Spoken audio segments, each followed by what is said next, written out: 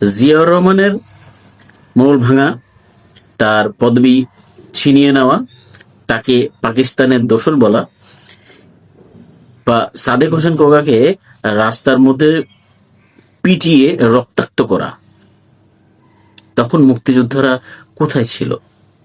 জয়নাল আবেদিন ফারুককে যখন সংসদ ভবনে তিনি বিরোধী দলীয় হুইপ থাকা অবস্থায় গেঞ্জি খুলে খালি গায়ে পিটানো হয়েছে, রক্তাক্ত করা হয়েছে, মুক্তিযোদ্ধাই তো ছিল, তাই না?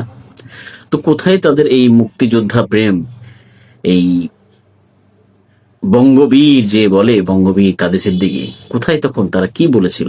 কোনো আওয়াজ, কোনো কথা? তখন কি একবারের জন্য বলেছিল যে মুক্তিযোদ্ধাদেরকে অপমান অবদস্থ করা হচ্ছে?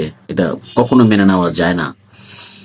আওয়ামী লীগ আমলে মুক্তিযোদ্ধাদের অপদস্থ করা হচ্ছে, এটা নিয়ে তো কোনো কথা বলেননি আপনারা। এখন কেন কথা বলছেন যেখানে কিনা তারা ব্যাংক ডাকাতি,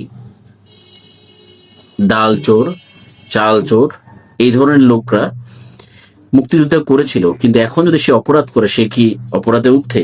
আমার প্রশ্ন হচ্ছে এটা। জিয়াউর রহমানকে যেভাবে লাঞ্ছিত করা হয়েছে সংসদে দাঁড়িয়ে, শেখ হাসিনা করেছিল, তার পদবি কেড়ে নেওয়া হয়েছিল, তখন বঙ্গবীররা কোথায় ছিলেন? তখন এখন মুক্তিযোদ্ধার দোয়া তোলা, একদম ফেসবুক ফাটিয়ে ফেলা, অথবা এই প্রোপাগান্ডার যে মেকানিজম, সে মেকানিজম চালাচ্ছেন, তারা কোথায় ছিলেন? প্রশ্ন রয়ে যায়।